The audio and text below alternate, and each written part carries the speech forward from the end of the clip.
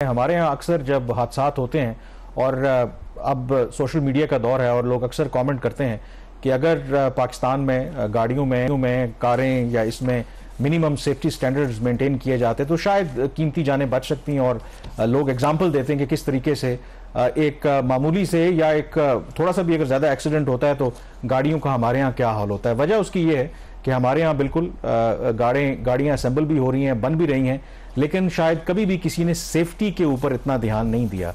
तरक्की याफ्ता ममालिक में जब तक मिनिमम जो स्टैंडर्ड्स हैं वो मेंटेन नहीं किए जाते, उसके अंदर जो भी सेफ्टी फीचर्स हैं वो ABS ब्रेक्स हों या बाकी, अब तो टेक्नोलॉजी इतनी तब्दील हो गई है तो उसको रोड पर आने नहीं दिया जाता। लेकिन अब हुकूमत को ज़रूर ख्याल आया है, इस हफ्ते वफाकी काबीना ने एक बिल की मंजूरी दी है जिसमें दोनों जो लोकली गाड़ियां असेंबल या मैन्युफैक्चर हो रही हैं या जो गाड़ियां इंपोर्ट होंगी उस पर उसके हवाले से जो मिनिमम एक स्टैंडर्ड है उस पर अमल दरामद करना हर सूरत में ज़रूरी होगा। ये बड़ी ताज्जुब की बात है कि ये जो कानून है ये तो बहुत पहले जाना चाहिए था, लेकिन शायद अब हुकूमत को ख्याल आया, देर आए दुरुस्त आए।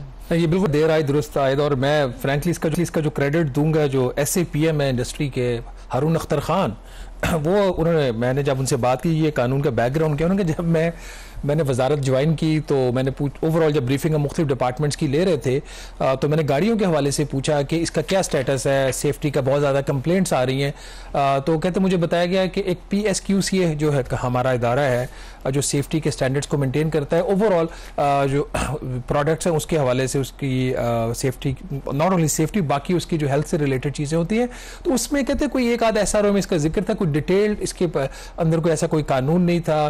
तो उसके बाद कहते फिर हमने ये एक्सरसाइज स्टार्ट की और अपेरेंटली उन्होंने कहा कि मैंने कहा आपको तो रेजिस्टेंस बहुत आई होगी, मुझे इसके ऊपर ऐसा कोई रेजिस्टेंस आई नहीं, जो चीज़ हमने प्रपोज की वो थ्रू हुई है। तो basically it's a good law. अभी तो ये ड्राफ्ट की सूरत में है। जो cabinet committee on legislative cases है CCLC, उसने इसको इसी हफ्ते उसकी रिकमेंडेशन की काबीना को और काबीना ने भी इसकी मंजूरी दे दी। इसके जो चंद बड़े बड़े जो फीचर्स हैं, बाकी गाड़ियां पाकिस्तान में कैसी हैं, उनकी क्या क्वालिटी है, लोकल गाड़ी वर्सेस इंपोर्टेड गाड़ी, इसके ऊपर आपकी और मेरी भी कई दफ़ा बड़ी इस पर बहस हुई है। आप इंपोर्टेड गाड़ी यूज़ करते हैं, बड़े सेठ हैं आप, मैं लोकल गाड़ी इस्तेमाल करता हूँ, तो स्टैंडर्ड्स जो है वो दोनों डिफरेंट है, क्वाइट उसमें जो है ना बहुत ही ग्लेयरिंग किस्म के इसमें डिफरेंसेस हैं।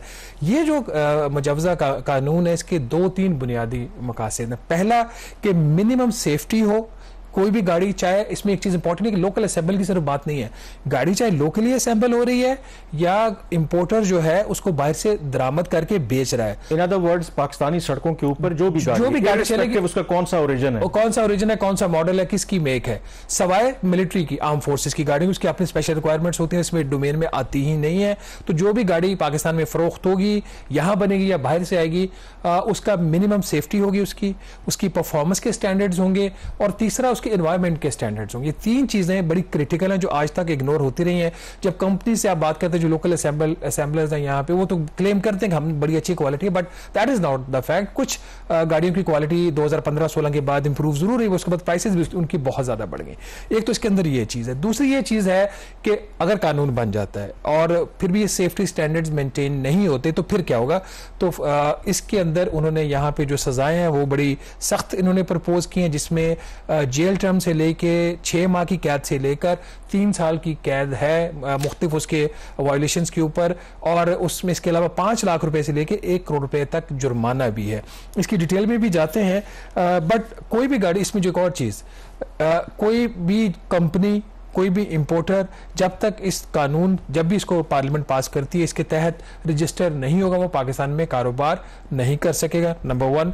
नंबर 2, ऐसा नहीं होगा कि जिस दिन कानून बनेगा उसी दिन ये सारे स्टैंडर्ड्स इंप्लीमेंट हो जाएंगे। जाहिर सी बात है, कंपनियां जो दहाइयों से काम नहीं कर रही वो एक दिन में तो नहीं करेंगी। तो अभी इन्होंने जो टाइम इसको प्रपोज किया इसकी इंप्लीमेंटेशन का, वो 1 साल का किया, 365 डेज इसके हवाले से उन्होंने प्रपोज किए हैं। But indeed it's a first legislation in Pakistan.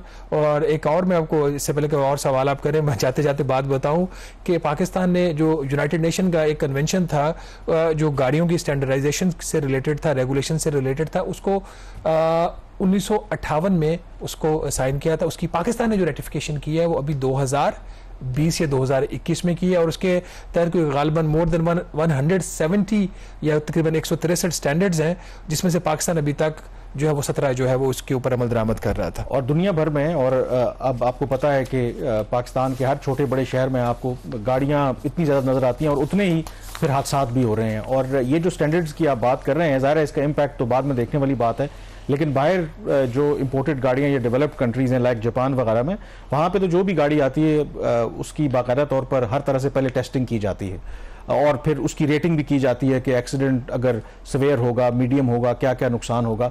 हमारे यहाँ तो मेरा नहीं ख्याल कि इस तरह का कॉन्सेप्ट है जो लोकल यहाँ पर गाड़ियाँ असेंबल कर रहे हैं। और जो मिनिमम सेफ्टी स्टैंडर्ड्स की बात यहाँ पर हो रही है, तो इसका मतलब है कि उन्हें भी अपने जो सिस्टम्स हैं उनको अपग्रेड फिर करना पड़ेगा जो मिनिमम सेफ्टी स्टैंडर्ड्स की आप बात करें। हालांकि जो इम्पोर्टेड गाड़ियाँ जो पाकिस्तान में आई, और उसमें भी एक बड़ा क्वेश्चन है एट टाइम्स, वो कहते हैं कि जी वहाँ पे जो फ्लडेड गाड़ियाँ होती हैं या टोटली डैमेज्ड गाड़ियाँ भी पाकिस्तान में आ रही हैं, बट इवन देन क्योंकि उनके यहाँ एक मिनिमम स्टैंडर्ड्स थे। पहले आपको पता है कि गाड़ियों में ABS ब्रेक्स का कॉन्सेप्ट था ही नहीं यहाँ पे, इवन जो बड़ी बड़ी गाड़ियाँ बनाते थे। अब जो है मेरे ख्याल में छोटी गाड़ियों में भी वो आहिस्ता आहिस्ता जो कॉन्सेप्ट है वो आना शुरू हो गया। बट स्टिल अगर आप उसका कंपैरिजन करें बाकी दुनिया के जो तरक्की याफ्ता ममालिक हैं, हमारे यहाँ स्टिल अभी भी स्टैंडर्ड्स जो हैं उस लेवल के नहीं हैं। तो इट्स अ चैलेंज कि इस पे अमल दरामद कैसे करेंगे। देखिए, अमल दरामद के लिए इन्होंने बड़ी सख्त जो सजाएं हैं वो उसकी तजवीज़ दी है। आई फोर्सी कि जब ये लॉ है प्रपोज्ड, जब ये स्टैंडिंग कमेटी में जब इसके ऊपर डेलिब्रेशंस होगी तो इसके ऊपर काफ़ी काउंटर प्रेशर्स आएंगे कि सख्त सजाएं ना दें, कारोबार जो है लोग भाग जाएंगे, मुल्क छोड़ के चले जाएंगे। तो लेकिन ये एंटिसिपेटेड है अब उसमें, बल्कि जब CCLC के अंदर भी डिस्कशन हो रही तो उसमें भी पेनल्टीज़ क्यों जी कर दें, ये सजाएं जो हैं ये निकाल दें। तो वहाँ तो उनका आप यहाँ से ड्राफ्ट निकालें, स्टैंडिंग कमेटी में जब आएगा तब देखी जाएगी। इसमें फॉर एग्जाम्पल अगर आप कवानीन की बात करते हैं कि अगर इस कानून की कोई भी शिक की वायलेशन होती है, जो मिनिमम इसकी है 1 साल की सजा और 5 लाख रुपए का जुर्माना है। इससे बढ़कर जो भी आपने स्टैंडर्ड्स की बात की, जो भी गाड़ी बिकेगी उसके कॉन्फॉर्मिटी का एक सर्टिफिकेट दिया जाएगा कि ये जो गाड़ी है वो तमाम जो रूल्स रेगुलेशन स्टैंडर्ड से उसकी कन्फॉर्मिटी है। अगर वो नहीं होता सर्टिफिकेशन उसकी, तो उसके ऊपर भी इनका 6 माह की इसमें सजा है, 5 लाख रुपए का जुर्माना है। जो ज़्यादा इंपॉर्टेंट चीज़ है, जो यहाँ पे एक मसला है सेफ्टी का, अगर कोई डिफेक्टिव गाड़ी या इवन के डिफेक्टिव पार्ट पुर्जा भी कोई बिक जाता है, हो जाता है, कोई बड़ी बात नहीं। टेक्नोलॉजी में भी US के अंदर, UK के अंदर इस तरह की चीज़ होती है, वो गाड़ी कॉल बैक हो जाती है, उसको रिकॉल कर लेते हैं। पाकिस्तान में बड़ा रेयर होता है कि वो गाड़ी को रिकॉल करें। हाँ, छोटा मोटा पुर्जा जो है वो चेंज जरूर करते रहते हैं, जो 2-3 बड़ी कंपनी है। डिफेक्टिव पार्ट सेल करने की सूरत में और उसको कॉल बैक ना करने की सूरत में 2 साल की कैद और 50 लाख रुपए जुर्माना है। और अगर इसकी जो रेगुलेशन है ये इंजीनियरिंग डेवलपमेंट बोर्ड करेगा। EDB के हवाले से हमारे तहफ़्फ़ुज़ात पहले रहे हैं, अब लेट्स होप कि नए कानून के तहत नया EDB एक हो, एक बेहतर तरीके से चीज़ों को देख सके। बट अगर EDB कोई चीज़ पॉइंट आउट करता है, इंजीनियरिंग डेवलपमेंट बोर्ड जो इसका रेगुलेटर होगा, तो वो चीज़ कोई पॉइंट आउट करता है, उसके ऊपर अमल दरामद वो कंपनी या इंपोर्टर नहीं करता तो फिर उसकी सज़ा और ज़्यादा, 3 साल की सज़ा और 1 करोड़ रुपया जुर्माना है। तो इस तरीके से जो ये चीज़ों को ये टाइट करने की कोशिश कर सकते हैं। इसमें एक और जो चीज़, हर कोई गाड़ी जो है वो दरामद नहीं कर सकता। जिसकी मेन बिजनेस लाइन होगी ऑटोमोबाइल, वही गाड़ी दरामद कर सकेगा, यहाँ बनाकर बेच सकेगा, नंबर 1। नंबर 2, उसका एक मिनिमम पेड अप कैपिटल होगा। ऐसे नहीं होगा कि जैसे इस्लामाबाद में आप बहुत सारी मार्केट्स में जाते हैं, लोग बैठे हुए हैं और दुकानें खोल कर गाड़ी इंपोर्ट करते हैं जो बहुत ज़्यादा सब स्टैंडर्ड होती है। एक्सीडेंट गाड़ियाँ जो होती हैं वो पाकिस्तान आ रही होती हैं। और तीसरी, जो EDB का लाइसेंस है, जैसे हम पहले बात कर रहे थे, वो उसकी जो है वो रिक्वायरमेंट मस्ट है। चूँकि इलेक्ट्रिक गाड़ियाँ अब आगे ज़्यादातर गवर्नमेंट इसको प्रमोट भी कर रही है। IMF वैसे तो सब्सिडी को डिस्करेज करता है, लेकिन इलेक्ट्रिक गाड़ियों के ऊपर वो सब्सिडी को इनकरेज कर रहा है। तो इलेक्ट्रिक गाड़ियां भी पाकिस्तान में उस वक्त तक फरोख्त नहीं होंगी जब गाड़ी की बैटरी की टाइप क्या है, उसकी परफॉर्मेंस क्या है, उसकी ड्यूरेबिलिटी क्या है, उसकी रिसाइकलिंग क्या है, उसका ऑफ बोर्ड चार्जिंग की क्या उसकी रिक्वायरमेंट्स हैं। उस किस्म की जब तक ये रिक्वायरमेंट्स मीट नहीं होंगी तो तब तक वो इवन के इलेक्ट्रिक गाड़ी भी पाकिस्तान में फरोख्त नहीं होगी। अगर लेट्स से अगेन कोई वायलेशन होती है, इसको वायलेशन को चेक ऑन करेगा। पहले तो उनका ख्याल ये था कि नई एक सर्विलेंस के लिए एजेंसी बनाई जाएगी, अथॉरिटी बनाई जाएगी। अब शायद जो प्रोविंशियल डिपार्टमेंट हैं जो ऑलरेडी इन चीज़ों को डील करते हैं, उनको इख्तियार देने की तजवीज़ है। तो it's a very comprehensive law. अगर ये इसी हालत में पास हो जाता है, इसमें 19-20 हो सकता है। कुछ चीज़ों पे मुझे लगा है कि 1-2 जो पनिशमेंट्स हैं, जो इन्होंने इम्प्रिजनमेंट्स किए हैं, वो कॉन्ट्रैक्ट एक आध चीज़ जगह पे कर रही हैं, उसको फिक्स किया जाता है। ये तो ड्राफ्टिंग के इश्यूज होते हैं जो कि अप्रूवल से पहले एड्रेस हो जाते हैं। ये तो एक ऑन गोइंग इशू है, तो लेट्स सी। लेकिन एक और जो चीज़ कामरान, एक जो 5 साल पुरानी गाड़ी की इजाजत देनी थी ना अंडर द IMF कंडीशन। अभी 3 साल की पुरानी गाड़ी इंपोर्ट हो सकती है, 5 साल तक की इजाजत देनी थी, उसकी 31 जुलाई की डेडलाइन थी। अब हुकूमत ये कह रही है 31 जुलाई को तो नहीं, वो 30 सितंबर तक शायद उसकी परमिशन दे दी जाए। चलें, यहाँ पे ब्रेक लेंगे।